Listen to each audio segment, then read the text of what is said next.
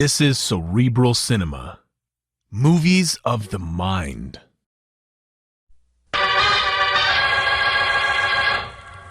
Stand by for crime.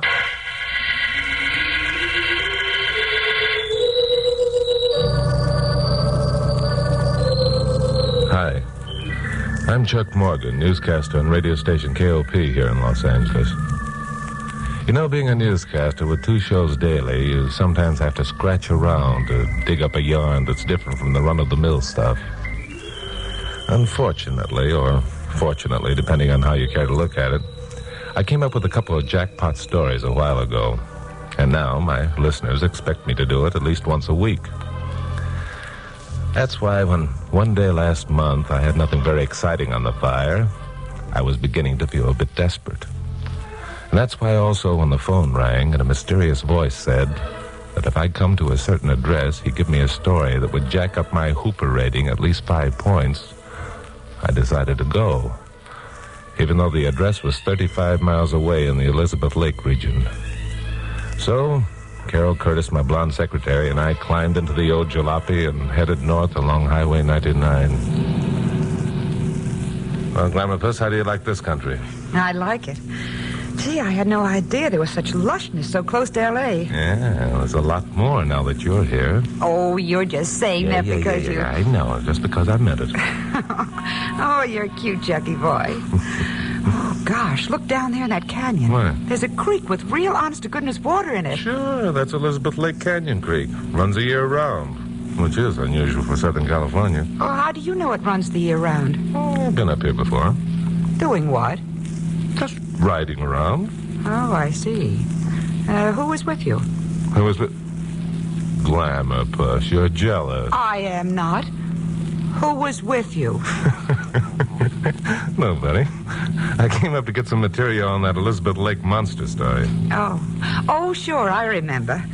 It was that yarn about the monster that used to rise up out of the lake and frighten the Indians in the old days. Mm-hmm. Is that where we're going now? Yeah, we're almost at where we're going now, if the directions Amos Bugsby gave me are correct.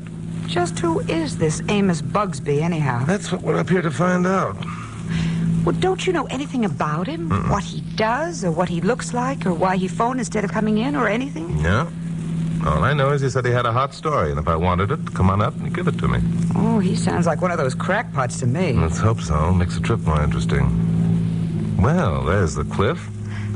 What cliff? That cliff with the niche in it. Bugsby said the road at his place turned off to the left just before we got to it. Yeah, there it is. Good gosh, it doesn't look as though a car had been here for years. I hoped we'd find something like this. Why? More chance of a good story. There's the cabin. Oh, it's just a shack hidden away in the bushes. Looks deserted, too. Well, let's get out. Wait a minute, Chuck. What's the matter? It isn't deserted. There's a rifle barrel sticking out of that window. Yeah, and a man behind it. Glamourpuss, he's going to shoot.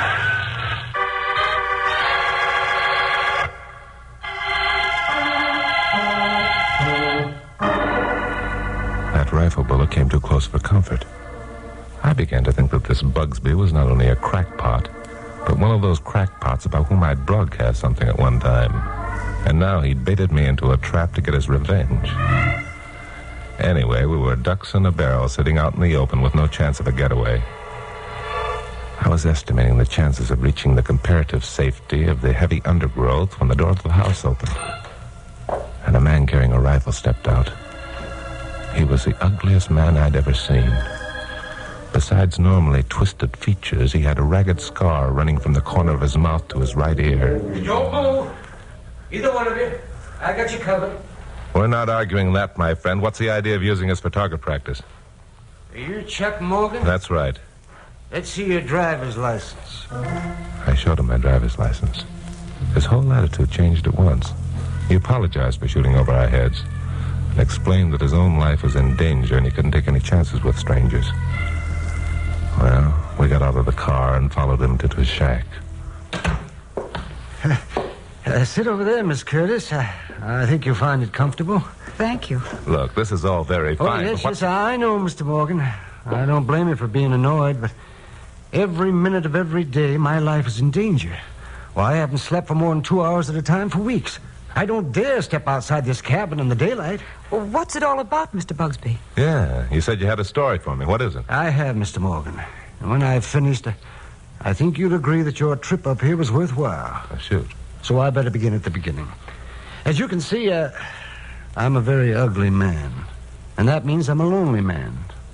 Loneliness is just about the hardest burden a man could have to bear. And that's why I answered the ad in the newspapers. Now, don't tell me you joined one of those Lonely Hearts clubs. Oh, I understand your contempt, Mr. Morgan. And I hope when I've told you the rest of my story, you'll change your attitude. I did more than join a Lonely Hearts Club. I replied to an ad which stated that a young widow desired correspondence with a middle-aged gentleman who lived in the country. My home was in Lancaster. I have a wheat ranch there. Well, we corresponded, and eventually Helen Cutler, her name is, asked me to visit her at her home in Santa Monica. I accepted, but with a certain amount of misgiving.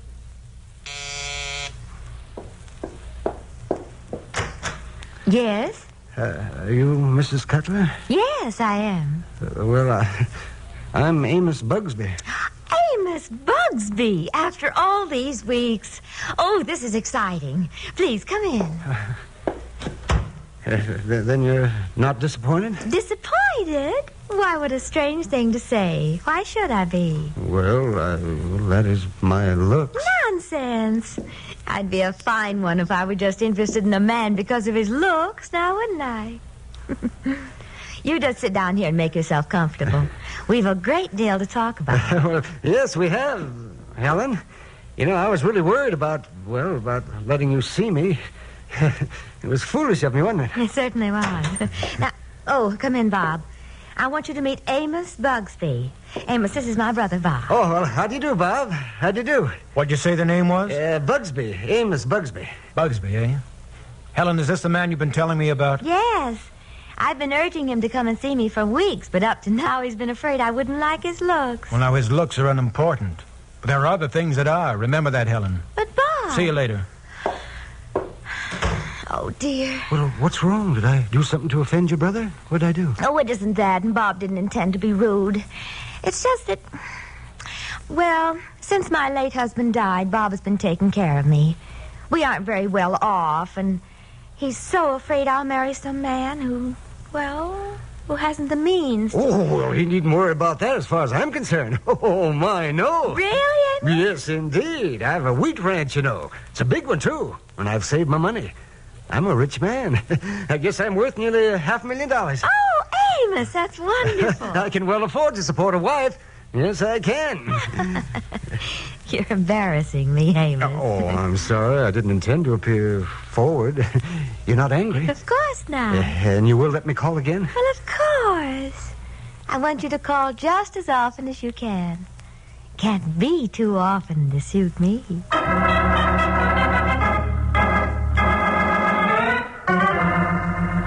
Well, that's the way it started, Mr. Morgan. Exactly as I have told you. But didn't you become suspicious? It seems to me that both those people were pretty obvious about their intentions. Suspicious? Yes, I suppose I was. In fact, I'm sure of it. Well, then why in the world didn't you do Miss that? Curtis, do you know what it really means to be lonesome? Why, yes, I suppose I do. There have been times... You know what it means to wake up every morning of your life and know that you have to face each day completely alone? That among all the people you'll meet, there's not a single soul who cares. And there's no one to do little things for you, or for whom you can do little things. That when night comes, you'll go to bed in an empty house and you'll lie awake there, longing for the sound of a friendly voice or the touch of a loving hand. Well, that's the way it's been all my life, Miss Curtis. I've never been without an ache in my heart and a longing. Oh, I'm sorry. Oh, no. That's all right. I just want you to know why I closed my eyes to those suspicions. And why I only saw and heard the things I wanted to see and hear. Oh, yes, I knew. But the happiness I experienced during the 2 weeks before Helen and I were married was worth every moment of the misery and the fear that followed. Then you were married. Oh, yes. We were married. Yes, indeed. We were married by a justice of the peace. And after the ceremony, we stopped by Helen's home so she could pick up some things before starting on our honeymoon. Well, here we are, my dear. You run in and get your suitcase, and then we'll drive directly to the airport. I got the plane tickets right here in my pocket. Come on in with me. Oh, yes, of course. Of course. Oh, Helen, Yeah? how about a little kiss? Nuts. Come on inside. Oh, I'm sorry, my dear. Oh, well, there's time enough for that later, eh? Yeah, time enough for that later. Well, here we are. Now, you hurry along. Don't be too long. I'm an impatient husband, you know. Oh, you are, huh?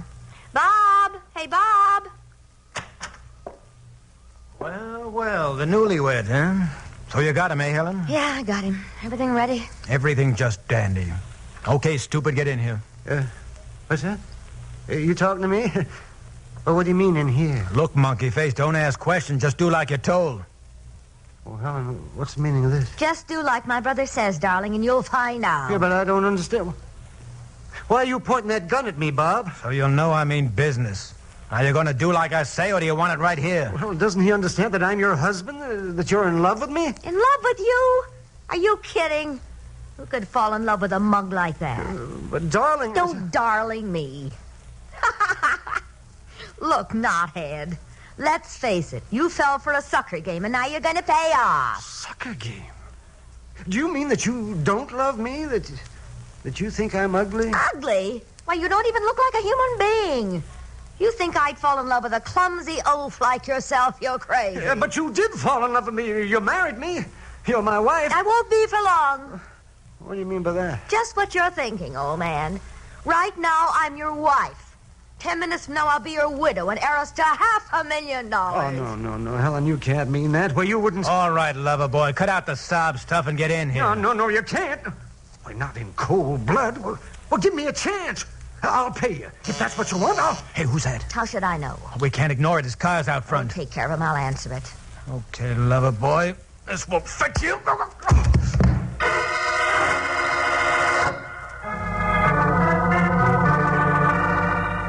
What happened after that? I woke up on the floor of an adjoining room. I heard voices in the next room. There was some talk of overdue rent, and I didn't wait to hear any more. I got out of there as fast as I could. And then what did you do? Well, I didn't dare go home. I knew they'd be after me. I was so confused and disillusioned. I spent the night alone in the motel. Why didn't you go to the police? I thought of that the next morning, and then I read in the papers that Helen beat me to it. Beat you to it. Ah, yes, Helen was very clever. She told the police that I had married her and then deserted her. So now the police are looking for me, too. Helen and her alleged brother are clever, all right. Even if you did go to the police, what kind of a case did you have? The records show you were married. You have no proof other than your own word that she and her brother had threatened to murder you. On the other hand, you'd run away. That's it, Mr. Morgan. That's it exactly. But until I'm dead, Helen cannot inherit my estate. And that's why I'm hiding out here. That's why every minute of every day I live in fear for my life. Yeah, vicious circle. On the other hand, Helen and her brother won't leave town until they do locate you. And in order to exist, they've got to continue with their lousy business. What do you mean by that, Chuck? I mean, I know something about this racket. Helen and her brother move from city to city, working on people like Amos. This is probably the most important job they've ever run afoul of. So they'll stay here until they find Amos, working the same gag, only under different names. And what are you going to do about it? I'm going to watch for the next newspaper ad to appear. Then I'm going to answer it. And marry Helen myself.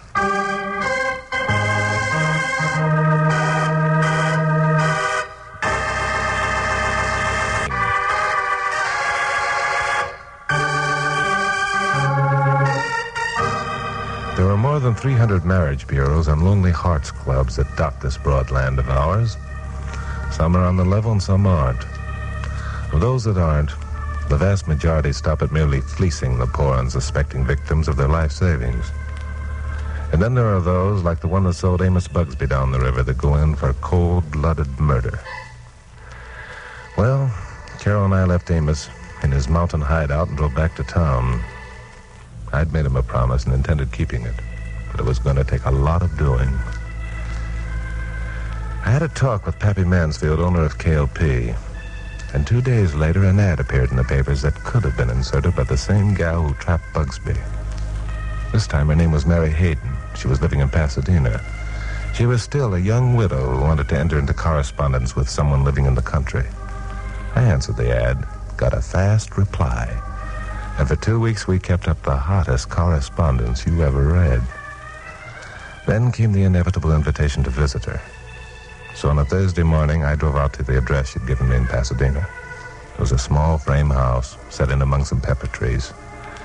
The girl who answered my ring fitted the description of the woman Bugsby had married perfectly. Are you Mrs. Hayden? Yes, I am. Well, I'm Jim Sawyer. Jim Sawyer? Well, this is a surprise. A pleasant surprise. Won't you come in? Well, thank you. It's a pleasant surprise for me, too, Mary. You don't mind my calling you Mary? Oh, not at all, Jim. Why is it a pleasant surprise for you? Well, I hardly expected to find so attractive of a girl being lonely. Well, it's because of my brother Ray. Since my late husband died, he's been taking care of me. We haven't much money, and Ray is very particular with whom I associate, especially men. I see. But tell me about yourself, Jim. You hardly look to me like a fit character for a lonely existence. Well, as I told you in my letters, I work for an oil company and spend most of my time in the field. Never any women around, and when you're boss of a crew, you don't get to know your men very well. I understand perfectly. Oh, here's Ray. Ray, this is Jim Sawyer. Jim, this is my brother Ray. Hello, Ray. What did you say the name was? Sawyer, Jim Sawyer. Sawyer, Ray. Mary, is this the man you've been telling me about? Yes. Isn't he attractive? I knew he would be. He wrote such nice letters. His looks are unimportant. But there are other things that are. Remember that, Mary. But Ray... See you later. Oh, dear. What's the matter with him? Did I say something wrong? Oh, it isn't that. Ray didn't intend to be rude. It's just that... Well, he's so afraid I'll marry some man who hasn't the means. Oh, well, he needn't worry about that as far as I'm concerned. Really? When I said I was in oil, I meant I had shares in several wells. My income runs around $50,000 a year. You think that'd satisfy your brother? Oh, Jim, that's wonderful. I didn't mean to be prying. I didn't mean to be proposing marriage at this early stage. You will let me call again, won't you? Well, I shall be disappointed if you don't. Thank you. Come as often as you like. You'll always be welcome.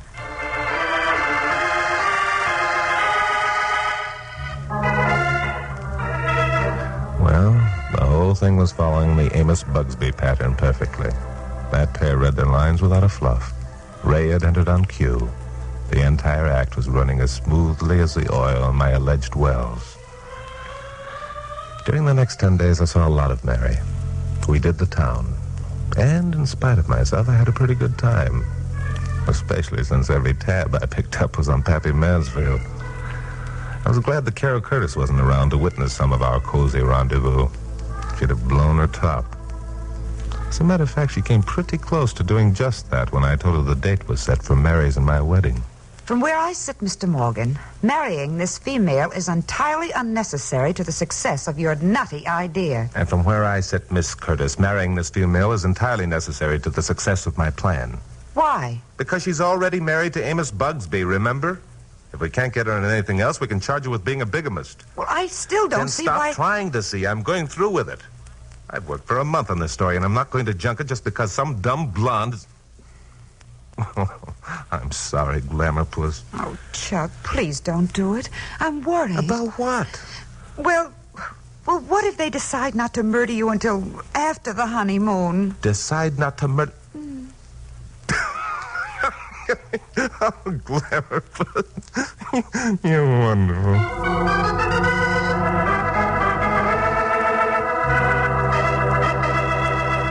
Well, I went through with it, all right. Only it didn't turn out as I'd planned. Something happened I hadn't counted on. Something that very nearly threw me for a loss. The Amos Bugsby pattern held through the ceremony, which was performed by a justice of the peace. But when we started back to Mary's place to pick up her things, it changed. Mary didn't say 2 words until we stopped in front of the house. And she just sat there. Well, what's the matter, sweetheart? You don't look very happy. I'm not. You get over it. Lots of brides are unhappy the first couple of hours. Come on now. get your things, and we'll get... No, Jim, no. I don't want you to go in there. Well, why not? I want to say goodbye to Ray. Ray isn't home. He had to leave town this morning on business. Well, look, I'm not going to let you carry those heavy They suitcases. aren't heavy. I can manage them all right. You stay here and wait for me. I'll be right back. I sat there a minute or two trying to figure this one out. Then I saw a car pull up to the opposite curb. Bill Meigs and Pappy Mansfield were inside. They sat there watching me. Well, this was it. I signaled them to go around back of the house, got out of the car, and started up the walk. You two-timing little chisel, you think that's going to make any difference? I mean, you're... No, Jim, you can't. I won't let you. What's going on here? Well, if it ain't the brand new groom, all in a sweat to get started on his honeymoon. So stand over there, jerk. Put down that gun, Ray. It might go off and hurt someone. Well, now, that's just what it's going to do, and you're going to be on the receiving end, punk. And my name ain't Ray, it's Bob. Before that was Joe, before that was Charlie. Stop it, Ray. Stop it. Oh, wow. Shut up, you little tramp. I don't care whether you fall in love with a square or not. To me, he's just another sucker walked into our little trap. I'm going to knock him off. And you're going to inherit his dough and split it with me just like we always done. Please, Ray, please. He's my husband. I'm in love with him. I didn't think it would ever happen to me, but it has. It's the first decent feeling I've ever had. I don't want him to die. I want him to live. Why, you dope. Just Listen, a minute, if you... Ray. Mary, in a way, I'm glad this happened. Now you know how the others felt. They had good, clean, decent feelings, too. Men like Amos Bugsby. Hey, Miss Bug.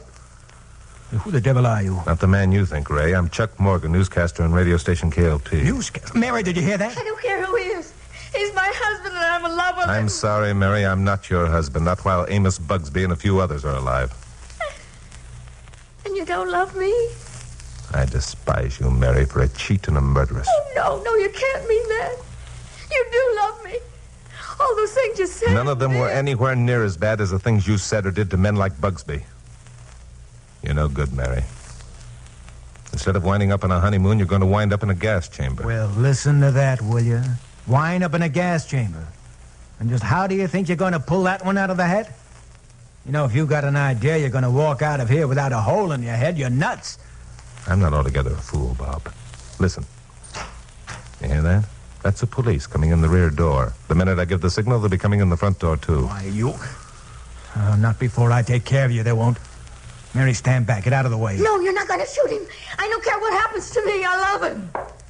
Get out of the way, I said. No, I don't care what happens to me. You're not going to shoot him. Mary, You little fool. let him have it, Bill!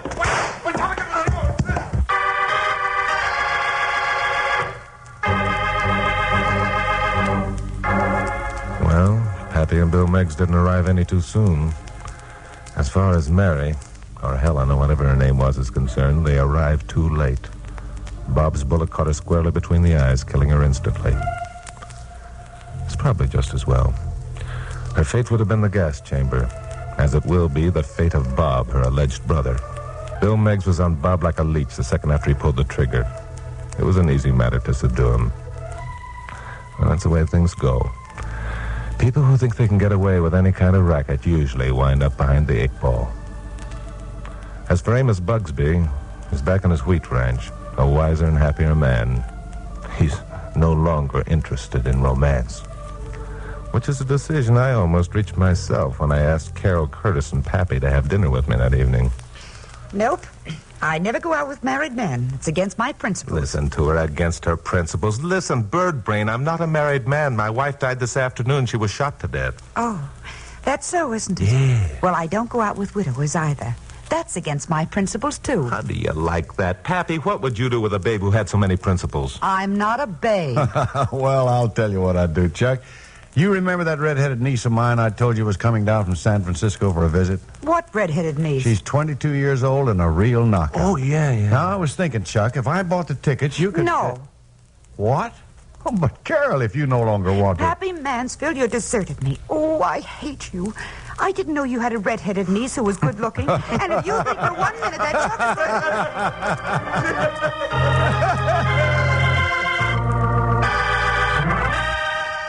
Cerebral Cinema hopes you have enjoyed this movie of the mind.